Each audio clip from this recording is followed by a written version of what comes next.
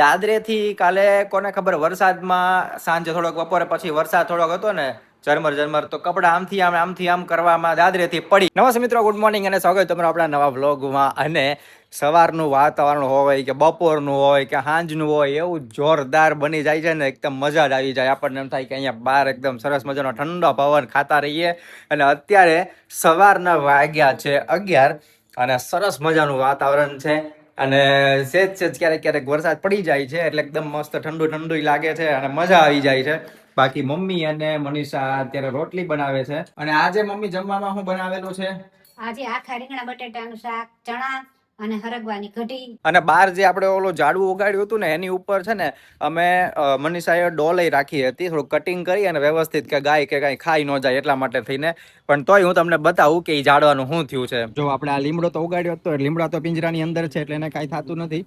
પણ આ ડોલની અંદર આપણે ગુલમોહર ઉગાડ્યું હતું. આનું મૂળિયું ક્યાંય નથી દેખાતું, આની ડાળખી ક્યાંય નથી દેખાતી, કાંઈ નથી દેખાતું. જો અહીંથી સીધું મૂળિયામાંથી ઉપાડી લીધું છે. ગાય બધી અહીં બેઠી હોય ને એટલા માટે. જો બેઠી છે, સામે બેઠી છે. તો કે અમે એને કાંઈ ભગાડતા નથી, કાંઈ કરતા નથી કે આપણે કાંઈ એવું કાંઈ કરો, કોઈ વસ્તુ નહીં. એ ભલે બેઠે, આપણને કાંઈ નડતું નથી. પણ ઝાડવા ખાઈ ગઈ. હવે ઝાડવા માટે મારે છે ને સૌથી પહેલા એક નાની એવું પિંજરા જેવું કંઈક લાવવું પડશે, એક નાની એવી જાળી જેવું, પછી એની અંદર ઉગાડી દઈશ. અને મને એવું લાગે છે ત્યાં સુધી છે ને આપણે એની માટે ઓલી ટાંકી રાખી છે ને પાણીની, અને મોટી ટાંકી નાની ટાંકી બે રાખી છે. તો એ ખાવા પીવા આવે ને એની આરે આય ખાધું પીતું જાય, બધું પૂરું થઈ જાય. એટલે હવે પિંજરાની ખાલી વ્યવસ્થા કરવાની છે. એક જાળી સરસ મજાની લઈ આવીએ અને એની અંદર ઉગાડી દઈએ. જાળી મનીષા ન મળે ને તો ખાલી જાળી મળે છે, ઓલી આખું પિંજરું ન મળે ને તો આમ નેટ મળે છે. ઓલી નેટ આખી જાળી, એવી જાળી લઈ લેવાની. ઠીક, પિંજરું જ કહેતો હતો કે પિંજરું મળી જાય તો ઓલી મળે છે એવી ફેન્સિંગ કરવાની આવે ને, જે ગાર્ડન ઘણી જગ્યાએ ઘરની બહાર ગાર્ડન કર્યા હોય એની માટેની. અને આજે બીજો દિવસ છે અને કાલે પછી કાંઈ સાંજે અમે બ્લોગમાં શૂટ ન કરી શક્યા. એનું કારણ હું તમને કહું, પણ અત્યારે વાગ્યા છે 12:30. અને એનું કારણ જે હતું કે ગઈકાલે અમે બ્લોગ કેમ ન લઈ શક્યા સાંજે, એ મનીષાના કારણે થઈને. કેમ કે મનીષાને કાંઈક નું કાંઈક લીધા કર્યા જ કરે, એમ ઉપાડો લીધા કરે. કેમ કે થયું તો એવું, પેલા તો એના દાંતનું હતી તકલીફ, દાંતનું માંડ સરખું થયું, બધું વ્યવસ્થિત થઈ ગયું છે, કઢાવી ન પડી અને દવા પૂરી કરી અને અત્યારે કાંઈ નથી વાંધો.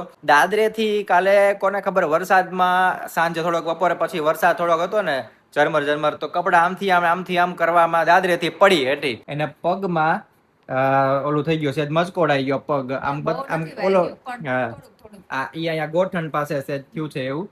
એટલે શું થયું? બહુ નથી વાગ્યું પણ થોડું આમ દુખે છે એમ.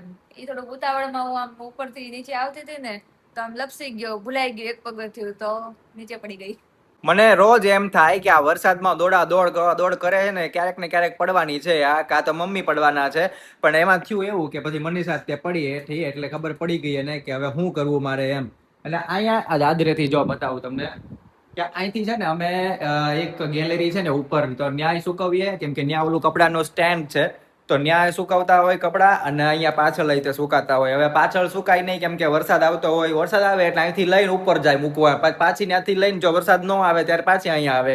આવું કરવામાં વચ્ચેનો જ્યાં વળાંકમાં એક દાદરો છે ને એ ચૂકી ગઈ. આ જે છે ને આજે અહીંયા પાતળું આ બાજુ એને પગ મૂક્યો તો અહીંથી આ ચૂકાઈ ગયું. ઓલી બાજુ હોત ને તો થોડુંક મોટું રાઉન્ડ ફરવું પડે તો શું છે કે ત્યાં વાંધો ન આવે. પણ એને ઉતાવળમાં અહીંથી આમ આવી ગઈ સીધી, એટલે ગઈ અને અહીંથી સેજ પડી ગઈ અને બરોબર આ ગોઠણ ભટકાઈ ગયો એનો બીજા દાદરે નીચેની સાઈડમાં અને આ ખૂણામાં, આ બેયમાં ભેગું થઈ ગયું એટલે ગોઠણ ભટકાઈ ગયો અને એમાં એને વાગી ગયું.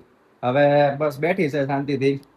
હવે કઈ બીજું તો થોડુંક જ વાગ્યું છે. હા ભલે, પણ એ તો અત્યારે તને થોડુંક લાગે. કાલે તો તું કેતી હતી ને કે બહુ વાગ્યું કરતી હતી. તો આજે એટલું બધું નથી લાગતું. હા, જયારે પડ્યા હોય ને એટલે એવું થાય. તો પણ નોય એટલું બધું દોડાય ને. તારે ખબર છે રોજ દોડતા જ હોઈએ છીએ તો ક્યારેક પડી જવાય. જવાબ એવા આપે ને આપણને એમ થાય એટલે પાછી કે રોજ દોડતા જ હોય છે. હું રોજ આમ જાણે દોડવા જાતી હોય એમ વાતું કરે છે કે રોજ તો દોડતા જ હોય છે એમ. એટલે હવે હું કેવું મમ્મી, એમ મને કઈ ખબર નથી પડતી. મમ્મી પોતે ઈ જ કરે છે એટલે મારે કોઈને કઈ કહેવાય જેવું નથી એમ. બે હરખા છે એટલે બે તોય જાળવી ને બધું કામ કરું. ગમે ત્યાં જાવ ને તોય ધીમે હાલું. ભલે હું ગમે આ કપડા નાખું અહીંયા નાખું ગમે એ કરું ને તો ધીમે ધીમે હારું હા એમ કોક હોય તો આપણે આ દાદરાનું ઓલું જે છે હાથો ઓલો પકડવાનો પકડીને આ ઉતરાય. હા તો ઈ પકડીને ઉતરાય પણ આ તો એક હારે ઢગલો એક કપડા લઈને દોડે વાર લાગે હું ઓલું ફટાફટ ફટ. એમની એટલી સ્પીડમાં તું 2 મિનિટની વધારે સ્પીડ હોય કે 2 મિનિટ ઓછી સ્પીડ હોય તો હું જાણે કપડા પલ્લી જાય કે હુકાઈ જવાના કે એવું કઈ થવાનું છે મજા આવે થોડુંક.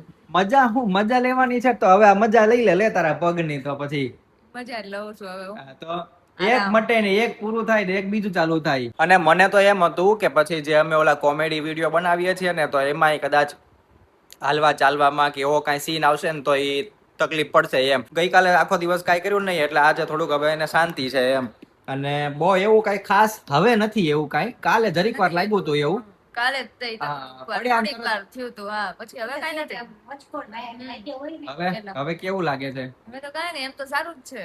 થોડુંક આમ ખાલી વાંકું પગ આમ હા થાય તો ઈ સેજ આમથી આમ કરીએ ને તો જ થાય બાકી કાંઈ થતું નથી. બાકી કઈ આમ હાલવા ચાલવામાં કે એવું કઈ હવે નથી થતું ને કાંઈ નથી થતું એમ તો સારું જ છે જો બતાવ.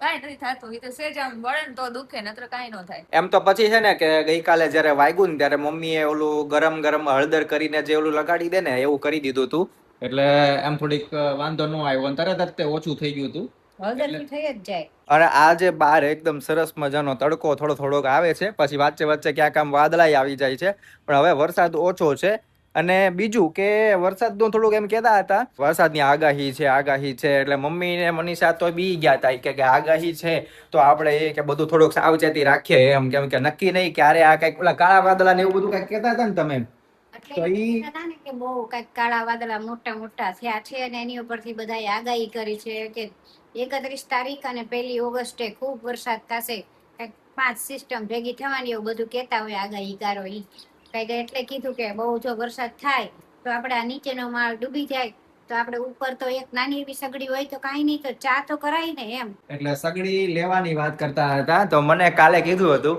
કે એક કામ કરજો તમે ગમે ત્યાં કાંઈક બાર આમથી આમ જાઓ ક્યાંય તો નાની એવી સગડી ક્યાંક મળતી હોય ને તો ત્યાંથી લેતા આવજો તો મેં ના પાડી મેં કીધું કાંઈ ખોટા ખર્ચા નથી કરવા એમ પણ આજે પાછા મમ્મી એમ કહે છે કે ના લઈ આવી સારી ક્યાંક કદાચ ન્યા કામ ન લાગે ને કાંઈ ન થાય તો એ કે ફરવા ગયા હોય ન્યાય કામ લાગે ન્યાય આપણે ચા કરીને પીવી હોય તો ખીચડી કરીને ખાવી હોય તો ખવાય કાંઈ ન હોય તો એકલી ખીચડી ખાવી દો ખવાય તો ખરા જ ને એમ.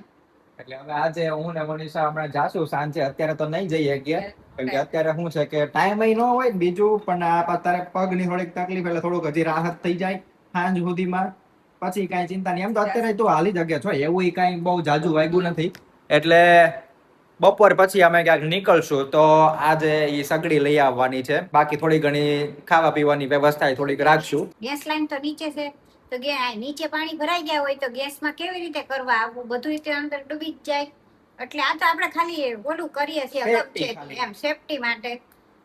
એટલે હવે ભગવાન જાણે. હા હવે અમે બપોર પછી સાંજે કે થી સગડી ગોતી અને લઈ આવશું અને થોડું ઘણું ફૂડ પેકેટ થોડાક લઈ લઈશું કે જેથી આપણે વાંધો નહીં એમ હવે સાચું પડે ખોટું પડે કાંઈ ખબર નહીં હવે પછી પાછા એમય કહેતા હતા કે વાદળા કાંઈક આગાહી વિયા જાય એવું કહેતા હતા ને કહેતા હતા કે કદાચ આ બાજુ ગુજરાત બાજુ ન આવે તો આગાહી વયા જાય તો આપણે તો સારું ભગવાનની દયા ન આવે તો વધારે સારું અને જો આવે તો પછી આપણે કઈક સાવચેતી તો રાખીએ. કાંઈ વાંધો નહીં ચાલો તો આ વ્લોગ ને આપણે અહીંયા રાખીએ છીએ સાંજે આપણે સગડી લેવા જશું એટલે કે તમે બીજા વ્લોગમાં જોશો અને મળીએ નવા વ્લોગમાં ત્યાં સુધી બધાને આવજો બાય બાય હર હર મહાદેવ જય માતા જય શ્રી કૃષ્ણ.